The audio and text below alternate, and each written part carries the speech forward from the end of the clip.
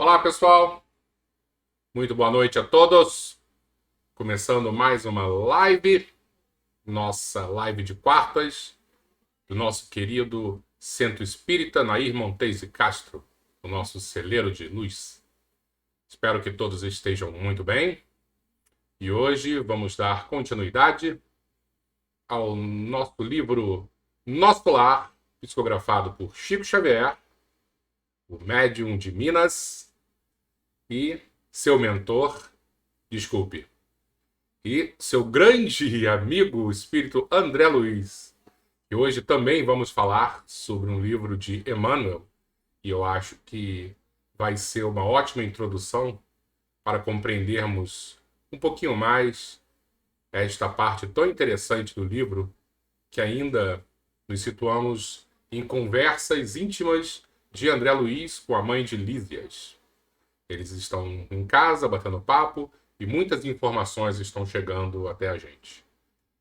Se vocês têm uma boa memória, vocês devem recordar que na nossa primeira leitura, na introdução, falamos sobre um pouco sobre esse capítulo, que eu estava citando que nós não podemos ter um certo anacronismo, isto é, não podemos fazer uma leitura com os olhos de hoje, já que o livro foi escrito em 1938, mais ou menos, né? Não sei se foi 38 ou mais próximo de 40, não interessa. Eu sei que tem quase 100 anos, e se tentarmos fazer uma análise atual desse livro, em alguns momentos nós vamos ter uma certa desconsonância, tá? Então é muito importante que enxerguemos as palavras, os pensamentos que foram escritas em 1930, 1940 e não tão atuais, tá? E hoje nós vamos mergulhar um pouquinho nesse capítulo com uma visão, e aí é bem diferente essa visão que eu vou tentar apresentar para vocês, também de muitas décadas atrás, mas uma visão de um espírito com um nível de iluminação totalmente diferenciado, que é Emmanuel. E aí sim você consegue já perceber uma visão atemporal, que quanto mais o espírito é iluminado, mais ele é esclarecido, mais as suas palavras, os seus pensamentos, as suas visões são atemporais. E aí a gente consegue perceber nitidamente quando lemos o Evangelho, que foi escrito 2000 anos atrás, a gente percebe que Jesus, esse sim é o atemporal de todos que já chegaram por aqui.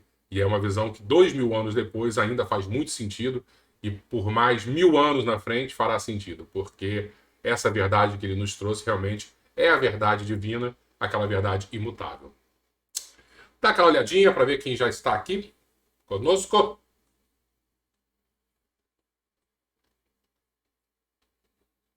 Socorro, boa noite. Espero que você esteja muito bem. Mando um grande beijo para seu Carlos. Estou com saudades dele. E segunda-feira farei palestra, tá? Se vocês puderem ir, vai ser um prazer dar aquele abraço presencial em vocês. Oi, Elizabeth. Muito boa noite. Vovó Maria Terezinha. Como é que você está? Saudade do seu neto. Será que ele aparece hoje por aqui? Oi, Denise. Tudo bom? Saudade da sua filha também. Vou ver se eu consigo passar quinta-feira lá para dar um grande beijo nela. Silvia, tudo bom?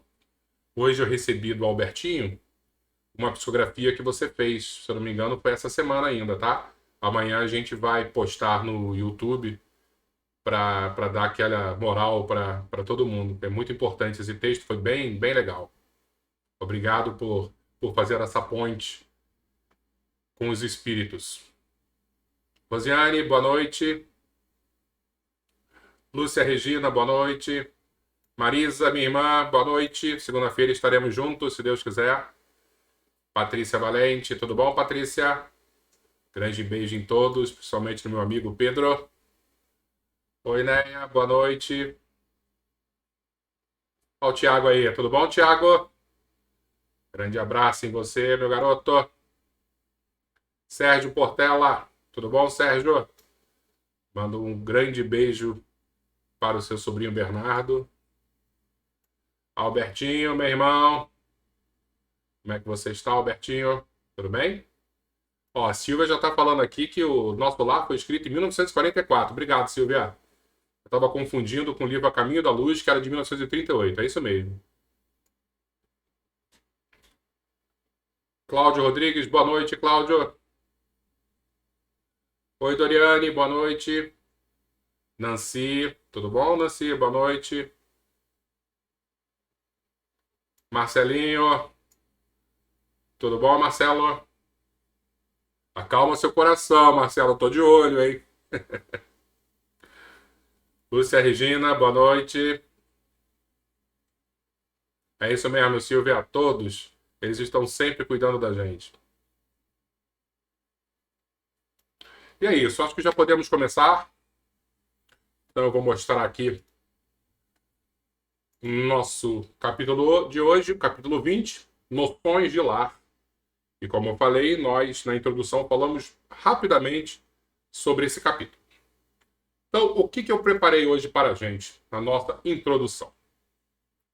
São dois pontos que eu acho muito importantes da gente discutir, justamente para, dentro da ótica espírita, sempre já que somos espíritas, né? Então, tudo que a gente estiver falando aqui vai ser baseado nessa visão espírita, que é extremamente necessário, porque não cabe achismo. Não, porque eu acho, porque para mim, o espiritismo não é assim.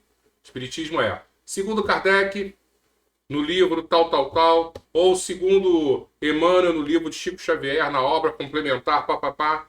Então facilita bastante a nossa compreensão, porque aí não tem fake news. Ah, isso aqui é... Não, não, não. Eu estou tirando dentro desses grandes clássicos do Espiritismo. Então, para a gente conseguir hoje compreender esse ponto, eu trouxe um livro chamado Vida e Sexo, psicografado por Emmanuel e o médium Chico Xavier. E ele vai falar um pouquinho sobre essa dualidade homem e mulher, já que esse capítulo Noções de Lar, a conversa vai girar em torno desse ponto, do papel masculino e do papel feminino. Tá bom? E eu vou falar rapidinho algumas coisas e depois a gente entra no livro para justamente pegar aqui a fonte disso tudo que eu estou dizendo, está aqui para não haver, será que é isso mesmo, tal, tal. A gente pode até ter dúvida, lógico, mas não ter dúvida que o Espiritismo prega isso. Tá? Porque o fato da gente não concordar, ter dúvida em relação ao ponto, estamos livres para isso. Mas eu acho que é muito importante a gente saber de onde vem a informação. Então, o que Emmanuel vai nos dizer? Deixa eu só mostrar aqui o primeiro pensamento do livro. Olha o capítulo que a gente vai ler, né? Homossexualidade, isso já é bem assim para frente do tempo, né? Se eu não me engano, esse livro é da década de 1970. Então, Emmanuel, em 1970, já estava tratando de um assunto que só hoje em dia, né, nós estamos começando a discutir. Sempre foi um tabu. A homossexualidade sempre foi um tabu, principalmente nas religiões. Então, as pessoas às vezes sabiam que o cara era gay, e mais ninguém tocava no assunto, porque, poxa, aí não vou mexer nesse vespeiro. Mas às vezes botando a pessoa para escanteio, não vou botar para dar passe, porque um gay dando passe ele já chega desequilibrado. Né? Então tinha esses preconceitos. Mas desde 1970, por exemplo, Emmanuel já estava tratando do tema de maneira muito clara e sem nenhum tipo de preconceito. Isso que é o mais importante. Então, vamos ver aqui o que o Livro dos Espíritos fala em relação ao tema proposto, que não é ainda em relação à homossexualidade, tá? Porque Kardec não abordou isso diretamente. Mas ele faz uma pergunta. Quando errante, isto é, quando o espírito está ainda com a necessidade de geralmente encarnar, né? Ainda precisa voltar para a Terra, ou usar um corpo de carne, que prefere o espírito? Encarnar no corpo de um homem ou no de uma mulher? E aí o espírito responde, isso pouco lhe importa.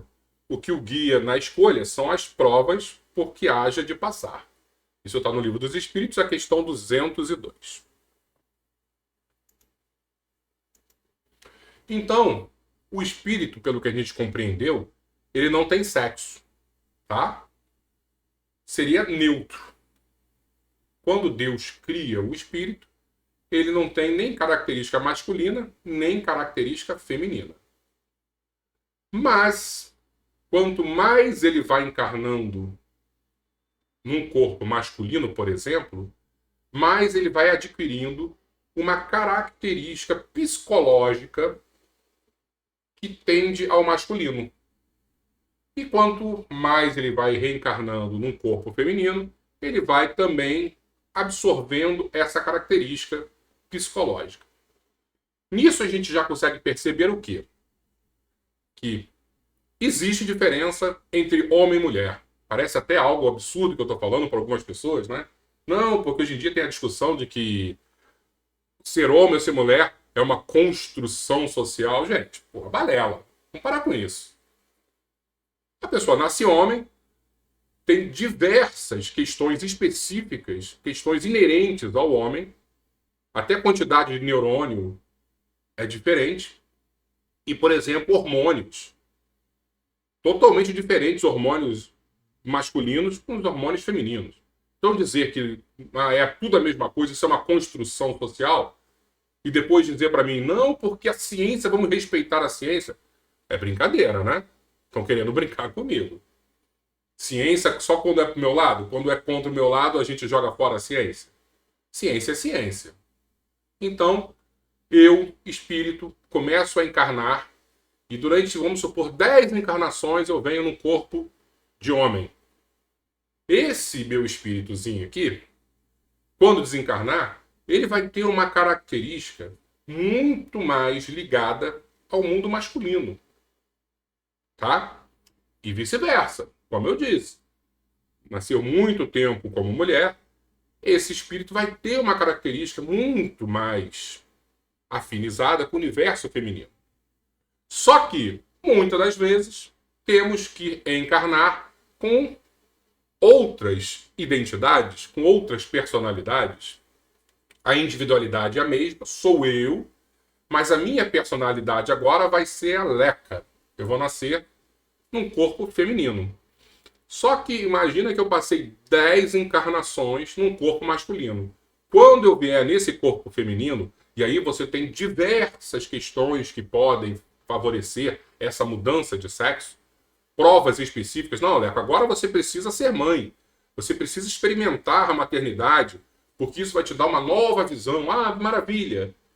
Então, no plano espiritual, provavelmente isso vai ser uma escolha minha. Eu vou pedir, poxa, eu tô nascendo muito tempo como homem, eu posso vir como mulher? Porque às vezes eu sou preconceituoso, às vezes eu sou machista. Deixa eu vir como mulher, deixa eu ver como é que a minha cabeça vai funcionar. Perfeito, então agora você vai vir como mulher. Eu não vou jogar fora essas 10 encarnações minhas. Eu vou trazer muitas vezes para essa minha nova personalidade todo um passado de identidade que eu construí. E muitas vezes eu vou ter um trejeito mais masculinizado, né? Uma forma de pensar um pouco diferente do mundo feminino. E qual é a ideia desse intercâmbio de você nascer homem e nascer mulher, nascer homem e nascer mulher? É a gente adquirir todas as características masculinas e todas as características femininas. Chegando num ponto onde você integrou o melhor dos dois lados e você chega num ser pleno. Esse somatório de percepções, de sensibilidades, de características. Isso é extremamente positivo. Então, os espíritos muito evoluídos, eles vão ser, em diversos momentos, aquela mãezona extremamente amorosa e, diversos momentos, um braço mais firme, um braço mais de pai. Ah, Leco, isso quer dizer que só o pai é firme e a mãe é amorosa? Não, muito pelo contrário, porque nós já estamos encarnando tanto hoje em dia que nós já estamos misturando. Quantas mães aí? Se pegar minha mãe, então, minha mãe, nossa senhora, quantas vezes era muito mais firme que meu pai? Né? Por quê? Porque já está balanceado dentro dela uma questão de amor e uma questão mais de firmeza. se olharmos no mundo animal, são seres totalmente diferentes, os seres masculinos e femininos. Cada um tem um papel. E isso não vai se misturar. Tá? Você não vai ver um orangotango minando o filhotinho.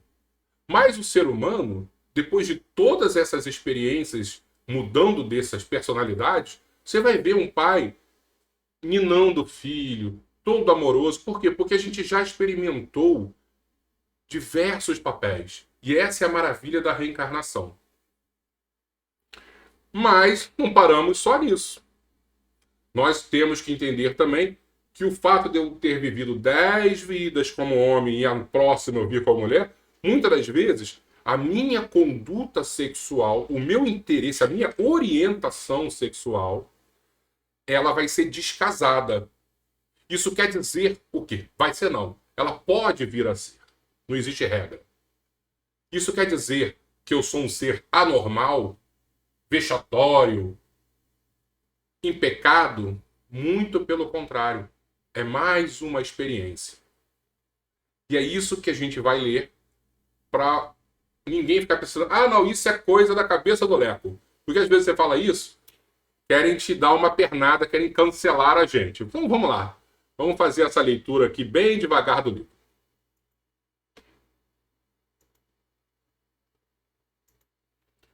Homossexualidade. A gente já leu a primeira pergunta. Vamos agora para o texto em si. A homossexualidade, também hoje chamada transexualidade, lembrando que isso aí foi na década de 70.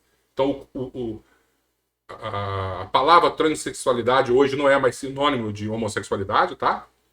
Em alguns círculos de ciência, definindo-se no conjunto de suas características por tendência da criatura para comunhão afetiva com uma outra criatura do mesmo sexo, não encontra explicação fundamental nos estudos psicológicos que tratam do assunto em bases materialistas. Então, a visão materialista da época e até hoje em dia, a gente não consegue entender por que uma pessoa é homossexual ou heterossexual. Mas é perfeitamente compreensível à luz da reencarnação. Observada a ocorrência, e essa frase aqui é muito importante, eu acho que a primeira vez que eu li eu demorei algumas horas para conseguir compreender, porque são muitas vírgulas, são muitas orações, tá? Então eu vou ler com uma entonação, bem devagar, e depois eu vou reler explicando. Observada a ocorrência, mas com os preconceitos da sociedade, constituída na Terra pela maioria heterossexual, do que com as verdades simples da vida, essa mesma ocorrência vai crescendo de intensidade e de extensão, com o próprio desenvolvimento da humanidade. E o mundo vê, na atualidade, em todos os países, extensas comunidades de irmãos e experiências dessa espécie, somando milhões de homens e mulheres, solicitando atenção e respeito, em pé de igualdade ao respeito e à atenção devidos às criaturas heterossexuais. Então, vamos lá. Vamos agora reler devagar, para a gente entender bem.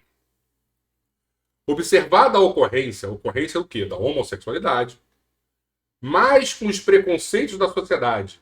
Então, essa ocorrência, a homossexualidade, ela é observada com o preconceito da sociedade. Então, ele está dizendo que todos nós, heterossexuais, somos preconceituosos, constituída na Terra pela maioria heterossexual, por isso somos preconceituosos, do que com as verdades simples da vida.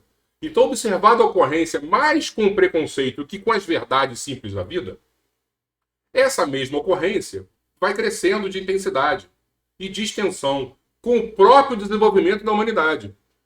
Se a humanidade vai se desenvolvendo, nós vamos nos espiritualizando, essa característica, se fosse errada, ela ia diminuir. Não. Por quê? Porque quanto mais a gente vai migrando de corpos masculinos para corpos femininos no decorrer das nossas encarnações, mais a gente vai misturando essas estações. E faz parte, é uma experiência. E o mundo vê na atualidade, olha que profecia, hein? Em todos os países, extensas comunidades de irmãos em experiência dessa espécie, somando milhões de homens e mulheres, solicitando atenção e respeito, e em pé de igualdade ao respeito e à atenção devidos às criaturas heterossexuais. A coletividade humana aprenderá gradativamente a compreender que os conceitos de normalidade e anormalidade deixam a desejar quando se trate simplesmente de sinais morfológicos. Cadê que eu me perdi aqui? Isso. Para se erguerem como agentes mais elevados de definição da dignidade humana, de vez que a individualidade em si exalta a vida comunitária pelo próprio comportamento na sustentação do bem de todos ou a deprime pelo mal que causa com a parte que assume no jogo da delinquência. A vida espiritual pura e simples se rege por afinidades eletivas essenciais. No entanto, através de milênios e milênios, o espírito passa por fileira imensa de reencarnações, ora em posição de feminilidade, ora em condições de masculinidade, o que sedimenta o fenômeno da bissexualidade mais ou menos pronunciado em quase todas as criaturas. Isso é muito importante a gente ver essa palavra bissexualidade, não no sentido assim, eu sou um homem que eu quero me relacionar com mulheres e homens. Não é esse o ponto.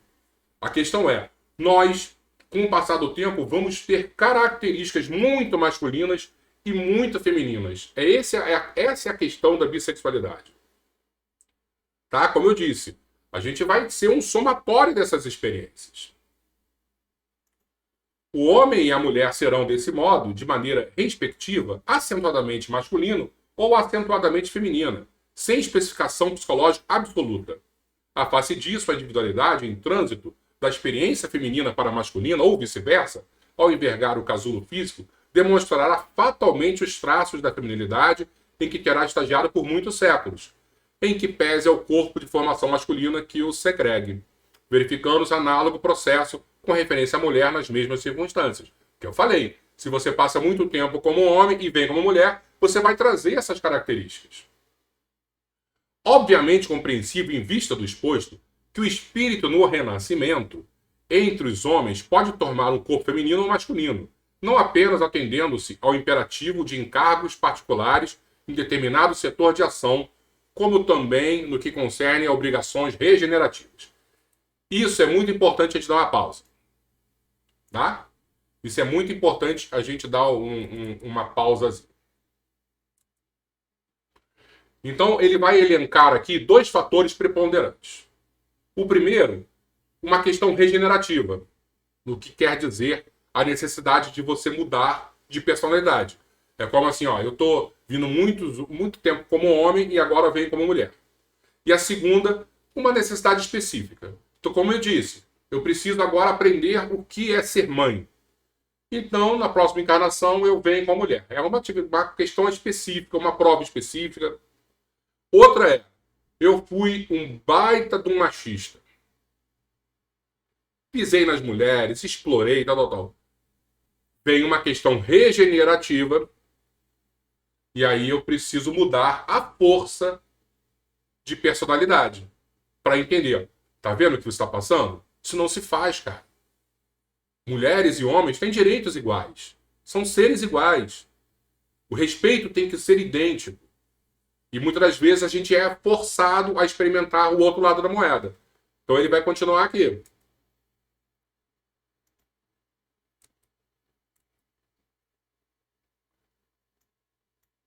O homem que abusou das faculdades genésicas, as faculdades sexuais, arruinando a existência de outras pessoas com a destruição de uniões construtivas e lares diversos, em muitos casos é induzido a buscar nova posição no renascimento físico, em corpo morfologicamente feminino, aprendendo em regime de prisão a reajustar os próprios sentimentos. E a mulher que agiu de igual modo é impulsionada à reencarnação em corpo morfologicamente masculino com idênticos fins. Tá? E ainda, em muitos outros casos, espíritos cultos e sensíveis, aspirando a realizar tarefas específicas na elevação de agrupamentos humanos e, consequentemente, na elevação de si próprios, rogam dos instrutores da vida maior que os assistem à própria internação no campo físico, investimento carnal oposta à estrutura psicológica pela qual transitoriamente se definem. Escolhem com isso viver temporariamente ocultos na armadura carnal, com que se garantem contra arrastamentos irreversíveis no mundo afetivo, de maneira a perseverarem sem maiores dificuldades nos objetivos que abraçam. Às vezes quer encarnar para desenvolver uma tarefa extremamente complexa e botar assim, olha, se me colocar no meu corpo que eu estou acostumado a ser, eu vou logo arranjar uma esposa, vou logo arranjar um marido, vou criar uma família, e eu não vou conseguir desenvolver essa minha tarefa aqui. Então, por favor, muda o meu status, porque aí eu não vou ter interesse sexual em ninguém e vou conseguir desenvolver minha tarefa. Também tem essas questões missionárias, tá? Quando a gente pega, por exemplo, Chico Xavier, será que não foi algo assim? Não sei. O próprio Divaldo, será? Também não sei. Às vezes tem uma tarefa e que, se eles tiveram construir uma família, vai dificultar o desenvolvimento, pede para mudar. Ok? Aí vem isso aqui.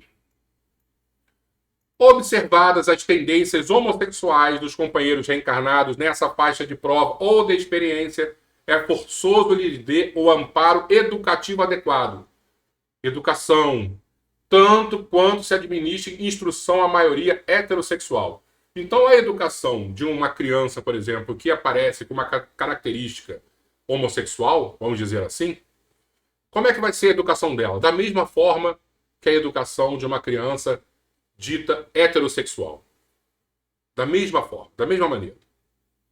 E para que isso se verifique em linhas de justiça e compreensão, caminha o mundo de hoje para mais alto entendimento dos problemas do amor e do sexo.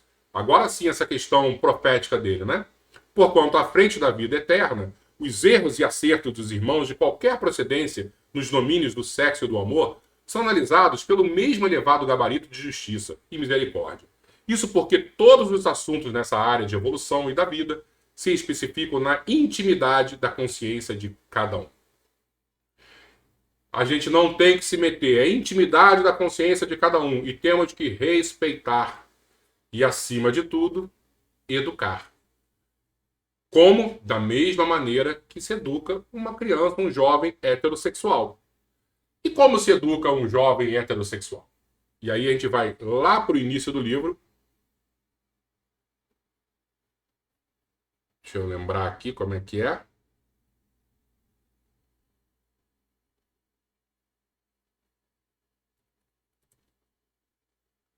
Aqui.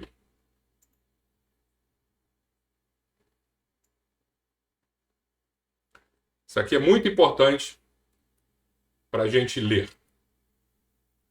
E para não nos delongarmos em condições desnecessárias, concluiremos que em torno do sexo será justo sintetizarmos todas as digressões nas normas seguintes. Não proibição, mas educação. Porque às vezes tem uma criança que você quer proibir e você destrói a cabeça da criança. Não é para proibir, é para educar. Não abstinência imposta. Ah, não sublima a sua sexualidade. Vamos sublimar. Eu não sublimo a minha. Aí eu vou querer que a criança sublime a dela. Quando digo criança, quando tiver mais para frente. Né? Porque criança, como eu recebi há pouco tempo uma enxurrada de posts, criança não namora. Criança a gente educa. A gente não estimula nenhum tipo de sexualização. Nem hétero, nem homo. Não indisciplina, mas controle. Não impulso livre, mas responsabilidade. Fora disso, é teorizar simplesmente para depois aprender ou reaprender com a experiência. Fora disso é a gente ficar teorizando. Temos que educar e não proibir. Respeitar. Quando digo respeitar, respeitar a si mesmo e ao próximo. E quantas relações heterossexuais faltam com respeito com o próximo? E aí eu quero demonizar a homossexual? Não é justo. Né? Temos que educar tanto a característica dita homossexual como a característica heterossexual. Perfeito? E aí O que eu gostaria também de falar com vocês em relação a isso, já que nós citamos, né, a educação de crianças e tal, e de alguma forma nós somos educadores, nós estamos numa casa espírita, a gente faz atendimento fraterno, a gente está às vezes com crianças em evangelização, em mocidade, jamais incentivar essa ou aquela conduta. Sempre educar. Educar no sentido, respeite-se, respeite ao próximo. Isso é muito importante. É muito importante. Se a gente atuar nessa linha, sem demonizar e sem glamourizar também, a gente vai estar fazendo um ótimo serviço. O serviço do respeito e da educação. E para finalizar isso, algo que me incomoda demais é quando a gente entra, hoje em dia, num modismo, como eu disse, da sexualização infantil. Eu tenho até cuidado quando eu falo isso, porque eu já fui cancelado algumas vezes, né? Às vezes eu comento isso e as pessoas entram na página do centro, querem na minha cabeça, tal, tal. Mas eu tenho que falar, porque faz parte, você sabe que eu não fico em cima do muro. Criança trans. Outro dia, eu tô falando isso porque eu já disse para vocês, né, que eu tenho uma mediunidade que eu vou para os lugares no meu sonho, no meu sono, e eu venho com sonhos muito vívidos. E eu estava conversando com um espírito e ele estava me explicando qual é a técnica de obsessão mais comum hoje em dia nesse universo da sexualidade ainda em construção, vamos dizer assim. Eles pegam crianças que têm essa questão de desacordo da psicologia com o corpo físico e começam a bombardear, por digo, os espíritos obsessores. Começam a bombardear essas crianças para que elas se sintam em corpos diferentes e se sintam trans. E o pai e a mãe, no modismo, começa a incentivar uma transição ainda na infância ou ainda na adolescência. E existem transições que são irreversíveis. E aí os espíritos disseram, quando isso acontece, os espíritos saem e agora a criança volta ao seu padrão de equilíbrio. Só que já não tem mais volta. Porque, de alguma maneira, essas terapias de transição não são mais reversíveis. E aí, o passo seguinte, muitas das vezes, é o suicídio. Então a gente tem que perceber a loucura que a humanidade está entrando em querer, na mais tenra idade, sexualizar crianças. Não podemos, já falei algumas vezes aqui, da responsabilidade que todos temos. Poder e responsabilidade. Aí eu como educador, eu como pai, eu como palestrante, eu como evangelizador, vou começar a incentivar algumas coisas que a gente não tem a mínima noção onde vai dar. Não é mais fácil a gente falar, calma, calma. Vamos ver aqui o que a estatística diz. Que a maioria desses jovens, dessas crianças que têm essa vontade louca de mudar de corpo, mais para frente, depois que passa a adolescência, ficam mais tranquilas. Não que deixe de ser homossexual, não é isso. Às vezes se assume apenas como homossexual. Mas a gente não tem que incentivar de jeito nenhum nada que seja irreversível. Que depois vai estourar a bomba, e aí não é na minha mão. Eu não tem nada a ver com isso. Eu só incentivei. Se matou, problema é dela. Né? Temos que ter muito cuidado. Principalmente nós que somos educadores. Quer dizer que a gente não vai acolher, que a gente não vai abraçar, que a gente não vai amar? Claro que a gente tem que fazer isso tudo. Esse é o papel principal do educador. Mas sem incentivar. Não estamos aqui para tomar decisões pelos outros. Ok? E para continuarmos com as nossas polêmicas, que hoje eu tirei a noite para falar um pouquinho de polêmicas. E já que falamos que o homem e a mulher, de alguma forma, no passar das encarnações, eles vão se misturar e vamos ter características masculinas e características femininas, é extremamente natural isso. Como enxergar o feminismo nos dias atuais? Será que o feminismo está tendo essa visão mais humana ou é uma visão de segregação, de ódio aos homens? Porque se olharmos o início desse movimento feminista, existia um sentido enorme. Lógico que existia. Os homens, de alguma maneira, com todas as benesses, e as mulheres realmente sendo tratadas à margem. Então, o primeiro movimento feminista é um movimento que faz sentido até hoje. Trazer um equilíbrio de forças, um respeito mais amplo, né? Um olhar muito mais humano. Ponto. Esse não pode ser discutido. Mas, em 1908, se eu não me engano, nasce uma francesa e que cria uma nova fase do feminismo. Vou botar a nossa querida senhora aqui. Simone de Beauvoir, autora do livro O Segundo Sexo, um grande best-seller. Casamento, para ela, é um desastre. O homem é o opressor. A gravidez, a escravidão. O aborto, a liberdade. E no final, uma tentativa de revogação das leis francesas para liberar a pedofilia. Nós hoje somos influenciados por esse pensamento feminista. Vocês acham, por exemplo, que dentro da casa espírita faz sentido a defesa desse pensamento feminista? Uma coisa é a gente acreditar isso lá fora. Cada um faz o que quiser. Mas eu, dentro da casa espírita, eu não posso levantar essa bandeira. Não posso. Isso para mim é óbvio. Como é que eu vou defender o aborto?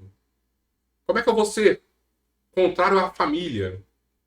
Então nós temos que ter uma visão realmente muito clara do que está acontecendo no mundo lá fora, para não deixar essas ideologias que são contrárias não apenas ao espiritismo, que acho que muito mais do que espírito nós somos cristãos, são contrárias ao cristianismo. Quando eu sou de alguma maneira antagônico à família, eu não posso me dizer cristão. Quando eu levanto dentro da casa espírita uma bandeira que defende o aborto, alguma coisa está muito errada comigo. Pelo menos com a minha visão do espiritismo. Então a gente precisa se preocupar demais com o que está acontecendo no mundo lá fora, para não trazer esses modismos para a casa espírita. E eu vou repetir isso, vou ser mais uma vez muito chato. Nós somos educadores. E como educadores não podemos deixar passar esse tipo de desequilíbrio. Não podemos incentivar esses movimentos. Ok? E por que eu falei isso tudo? Porque hoje nós temos, no livro Nosso Lar, noções de lar, noções de família, noções de feminismo. E é isso que a gente vai discutir. Peço desculpas para quem ficou incomodada com o tema, mas as nossas introduções são sempre assim. Vamos lá então, vamos ler um pouquinho sobre noções de lar.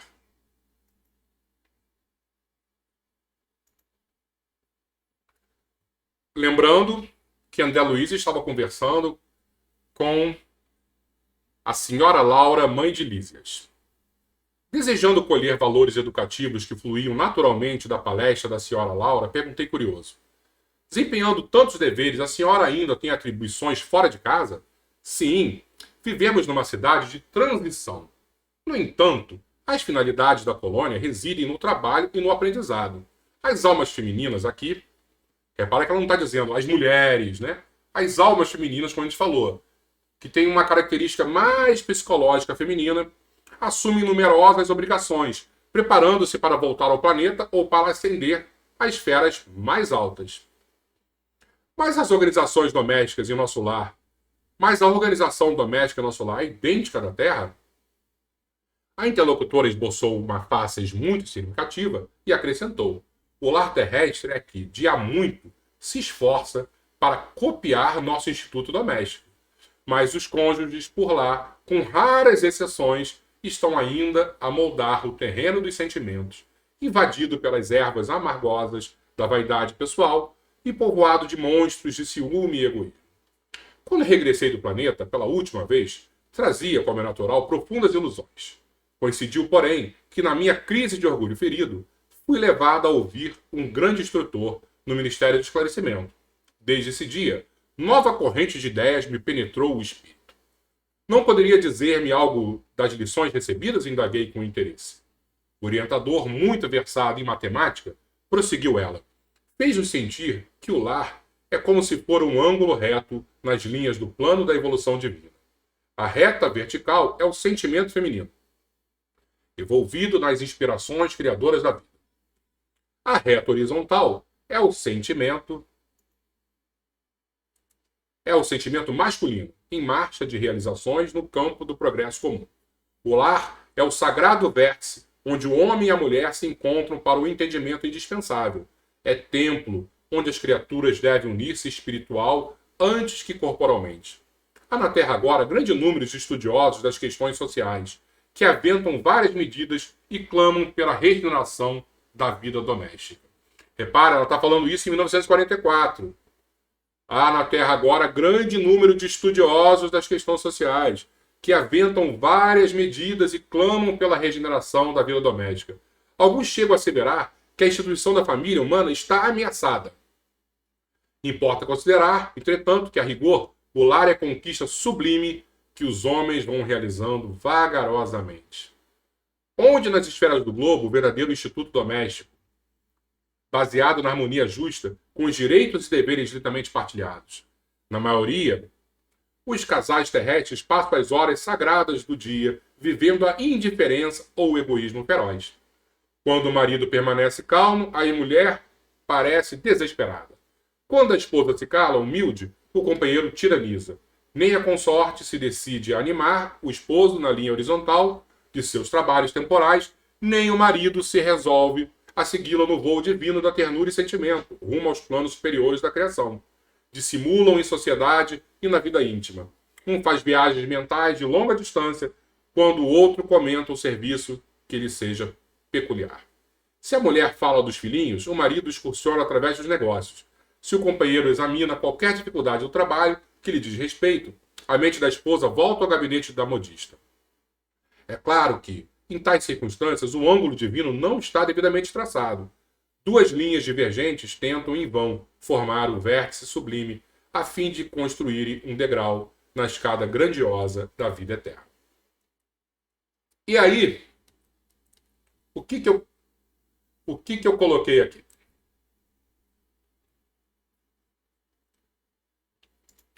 Eu criei para a gente o que ela está dizendo. A reta para cima, a reta vertical, seria o feminino. A reta deitadinha, o masculino. A união dessas duas retas é o lar, tá? Onde as mulheres têm características e os homens têm outras características, e quando eles se juntam, forma-se o lar. De acordo com o que Emmanuel diz, o masculino, com o passar do tempo, ele vai também se transformando no feminino. E o feminino, com o passar das encarnações, também vai se transformando no feminino. Então, daqui a pouco, nós temos essas duas retas se encontrando nesse ângulo de 45 graus. E o pai vai ter também características femininas. A mãe também vai ter características masculinas. Às vezes, a mãe é que vai estar trabalhando e o pai dentro de casa cuidando dos filhos. Isso por quê? Porque nós, de alguma forma, estamos trocando de papéis e é extremamente importante isso. O homem não tem que ser mais aquele provedor e a mulher não tem mais que ficar em casa. Isso é evolução do espírito. Isso é Emmanuel que nos falou. Isso é muito importante a gente compreender. Essa aceitação do papel feminino e essa aceitação também do papel masculino. Porque às vezes o cara fica em casa cuidando dos filhos. Ah, é um vagabundo. O casal se acertou dessa maneira. Então vamos compreender. Isso é extremamente normal. E voltando ao livro, esses conceitos calavam-me. Fundo e sumamente impressionado, observei. Senhora Laura, essas definições suscitam um mundo de pensamentos novos. Ah, se conhecêssemos tudo isso lá na Terra. Questão de experiência, meu amigo, replicou a nobre matrona. O homem e a mulher aprenderão no sofrimento e na luta. Por enquanto, raros conhecem que o lar é instituição essencialmente divina e que se deve viver dentro de suas portas com todo o coração e com toda a alma. Enquanto as criaturas vulgares atravessam a florida região do noivado, esse amor inicial, né, que é tão maravilhoso, a paixão, procuram-se mobilizando os máximos recursos do espírito, e daí o dizer-se que todos os seres são belos quando estão verdadeiramente amando. O assunto mais trivial assume singular encanto nas palestras mais fúteis. O homem e a mulher comparecem aí na integração de suas forças sublimes. Mas logo que recebe a bênção nupcial, a maioria atravessa os véus do desejo e cai nos braços dos velhos monstros que tiranizam corações. Não há concessões recíprocas, não há tolerância e, por vezes, nem mesmo fraternidade. E apaga-se a beleza luminosa do amor, quando os cônjuges perdem a camaradagem e o gosto de conversar. Daí em diante, os mais educados respeitam-se, os mais rudes mal se suportam, não se entendem. Perguntas e respostas são formuladas em vocábulos breves, por mais que se unam os corpos, vivem as mentes separadas, operando em rumos opostos. Tudo isso é pura verdade, aduzi comovido. Que fazer, porém, meu amigo? Replicou a bondosa senhora. Na fase atual evolutiva do planeta, existem na esfera carnal raríssimas uniões de almas gêmeas. A gente falou isso semana passada. Reduzidos matrimônios de almas irmãs ou afins. A esmagadora porcentagem de ligações de resgate. O maior número de casais humanos é constituído de verdadeiros forçados sob almas. Procurando retomar o fio das considerações sugeridas por minha pergunta inicial, continuou a genitora de Lícias. As almas femininas não podem permanecer inativas aqui. Você vê que já está tendo um movimento de libertação da mulher, que ela tem que ser sempre ativa. É preciso aprender a ser mãe, esposa, missionária, irmã. A tarefa da mulher no lar não pode circunscrever-se a umas tantas lágrimas de piedade ociosa e a muitos anos de servidão. Que visão extremamente interessante dessa libertação da mulher. Não é para ficar só em casa, triste, ou sendo escrava do marido. E aí ela dá aquela visão da época. É claro que o movimento coevo do feminismo desesperado constitui abominável ação contra as verdadeiras atribuições do espírito feminino. A mulher não pode ir ao duelo com os homens, através de escritórios e gabinetes. Visão da época. Onde se reserva atividade justa ao espírito masculino. Mas quando a gente vê, Emmanuel, reencarnações, as mulheres começam também a ter essa característica mais de ir para a luta. Porque se olharmos no início, os homens iam para a caça e as mulheres ficavam cuidando da prole. Quando digo no início, dos homens da caverna, tá, pessoal? Não estou falando do início dos nossos tempos aqui, do século passado, não. Assim foi construído. E por que foi construído? Porque os homens eram muito mais fortes que as mulheres e eles iam lutar contra os mamutes. E as mulheres com mais sensibilidade, uma questão fisiológica, só que de tanto a gente mudar de personalidade, os homens também podem ficar e as mulheres podem ir para o espiritual. E não existe mais mamute hoje em dia para a gente matar. Né? A questão é muito mais psicológica, de enfrentamento e de embate psicológico. E pelo que Emmanuel diz, com essas migrações sucessivas de características sexuais, todo mundo pode desempenhar seus papéis.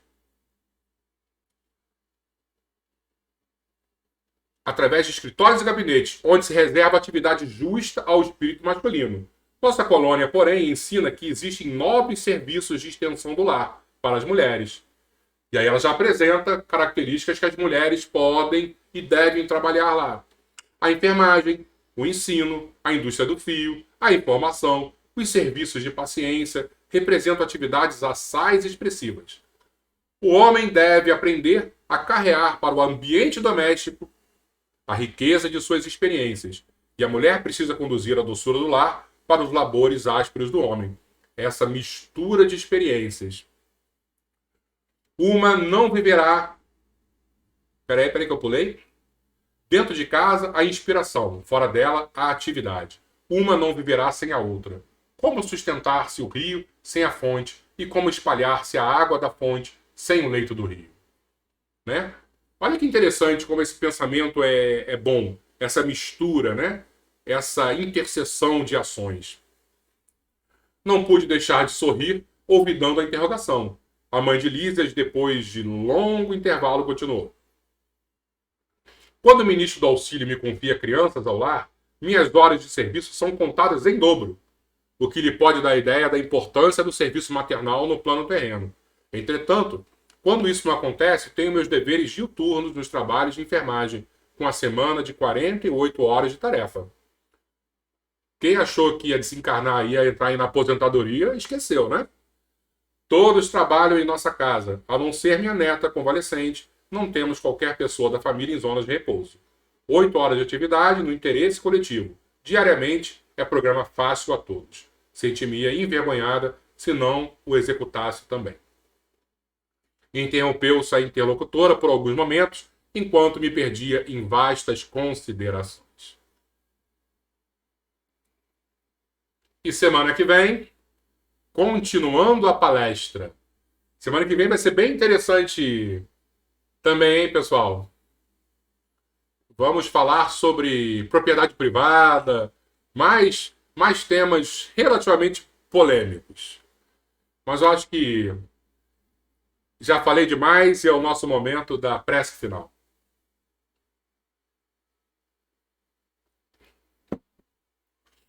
Peço desculpas de coração se eu fui muito enfático com algumas questões, mas são pontos que para mim têm que ser tratados de maneira muito séria, né? Principalmente eu que tenho filho e já passei por evangelização infantil, já passei por mocidade, já de alguma forma eu já lidei com jovens dentro do ambiente espírita em todas as fases da minha vida.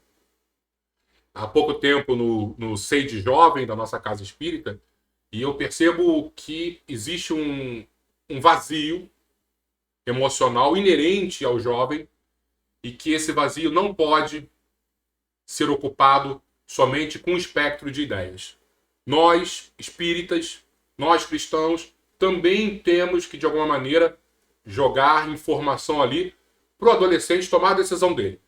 Se nos omitirmos, vai ser muito fácil um lado sair vitorioso. E nós não podemos nos omitir. Ficar em cima do muro é, de alguma maneira, ficar do lado do inferno. Vamos lá, pessoal. Vamos fazer a nossa prece.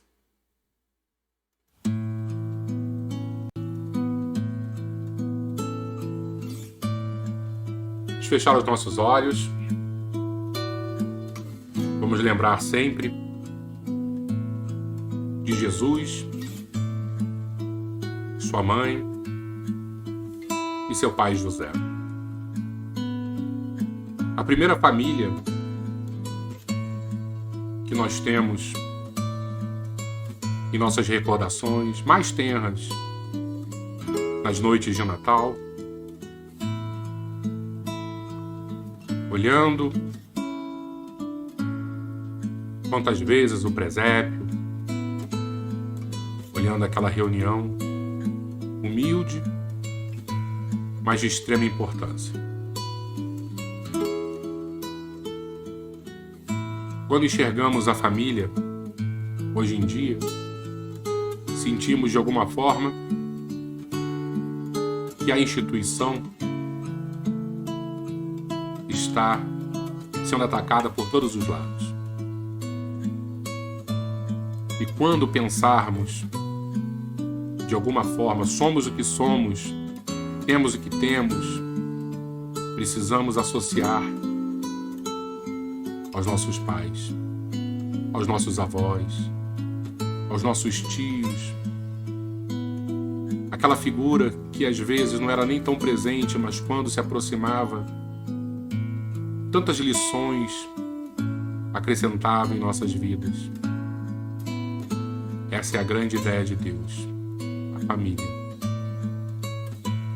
O ambiente familiar muitas vezes pode ser desequilibrado, conturbado, mas Deus sempre estará abençoando aqueles que assumiram o compromisso e mantém esses laços unidos. Agradecer a Deus nesse momento é lembrar desse maior presente, a Sagrada Família. E que possamos em todos os momentos, em todos os instantes de nossas vidas, celebrar o amor da mãe, a responsabilidade do pai, o respeito do filho, a união de todos os membros que de alguma forma espelham esse presente divino. Obrigado, Jesus. Fica conosco e que possamos sempre, sempre valorizar os laços familiares. Assim seja, Senhor.